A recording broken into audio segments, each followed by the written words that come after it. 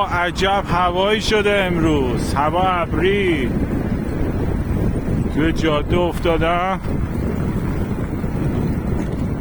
دارم میرم از سمت خونه رفقا.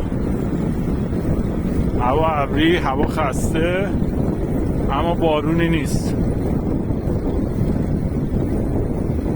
این ویدیو رو میگیرم که از هوای اینجا هم بتونم با شما شیر کنم و ببینید که هوایی که در حال حاضر در شهری که ما هستیم، یعنی بورکلو، ولی اینجا که الان من هستم روستای اطراف بورکلو هست در هلند. خونه هاشم به این شکله.